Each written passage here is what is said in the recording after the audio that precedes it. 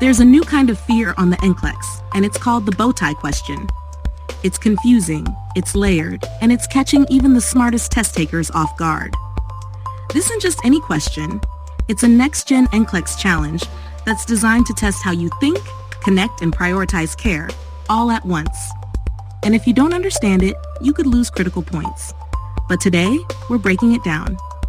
In this video, you'll learn what exactly is a Bowtie question, why it matters more than you think, the 3 core parts you must recognize, why this might be the hardest question format on the test, and the strategy that can help you solve it fast and confidently.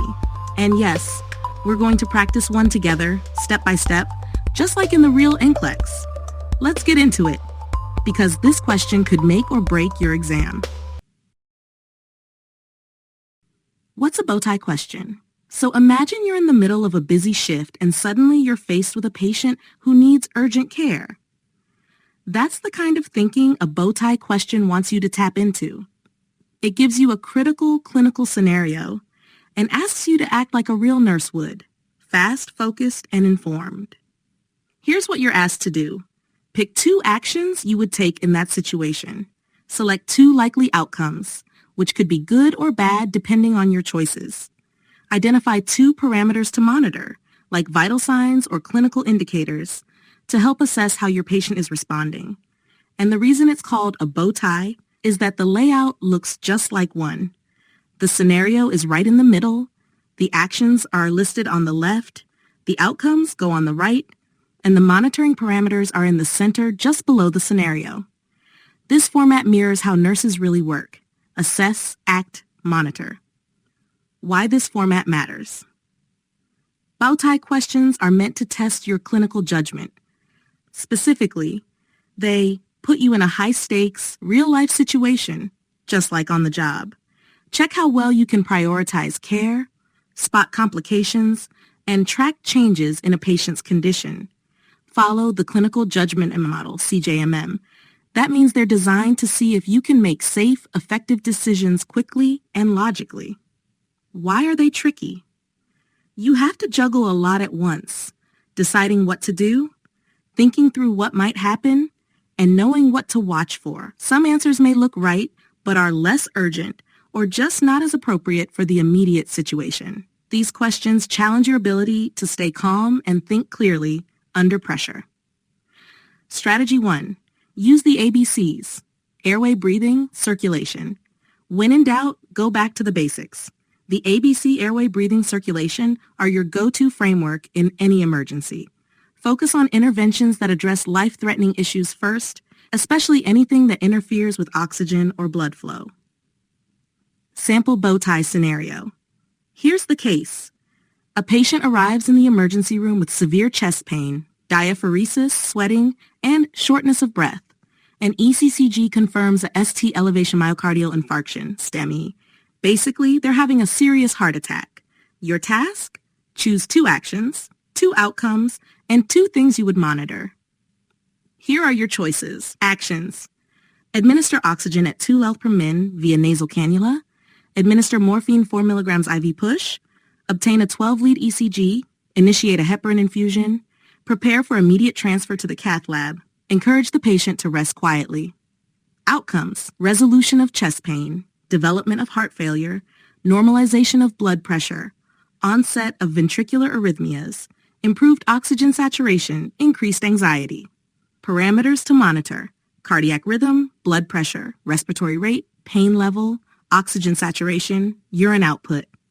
Hey, if you're looking for a solid resource to practice questions and answers as you get ready for the NCLEX, I've got a recommendation that might really help you out.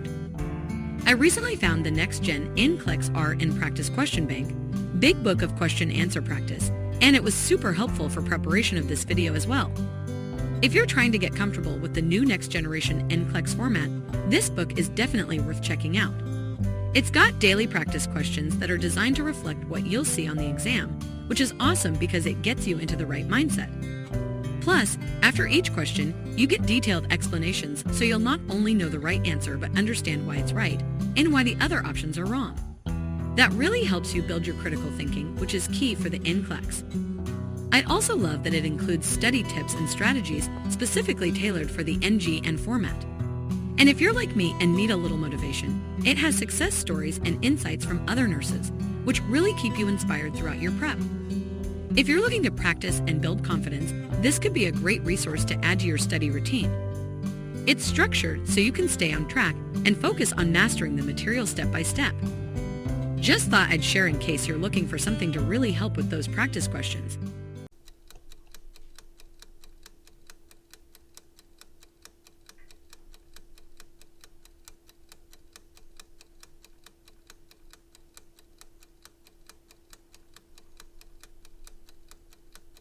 Correct answers.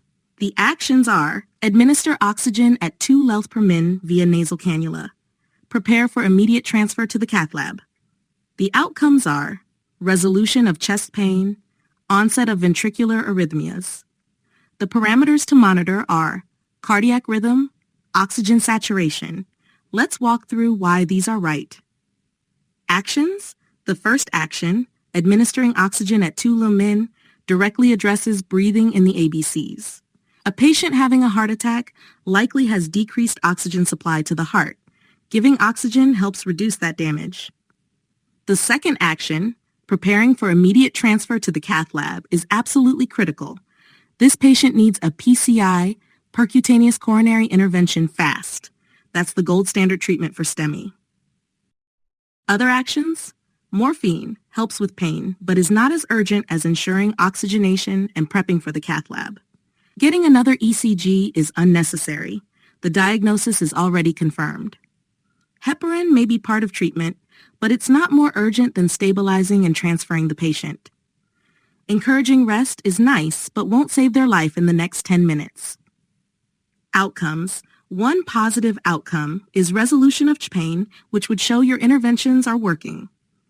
Oxygen and PCI are doing their job. One negative outcome is ventricular arrhythmias, a common and dangerous complication after a heart attack due to irritated heart tissue. Why not the others? Heart failure could happen eventually, but it's not as immediate as arrhythmias. Normalization of BP is too vague and not specific to STEMI. Improved oxygen saturation sounds good, but it's a side effect of giving oxygen, not the most critical outcome here. Increased anxiety might happen, but it's not life-threatening right now. Parameters to monitor. Cardiac rhythm is a must-watch. Post-STEMI, arrhythmias can happen fast and be fatal. Oxygen saturation tells you if the oxygen you're giving is actually helping the patient breathe better. Why skip the rest? Blood pressure matters, but isn't as specific as rhythm when it comes to STEMI.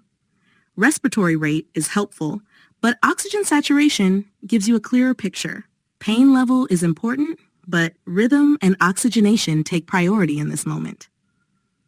Urine output isn't a concern right now. That's more for long-term kidney perfusion.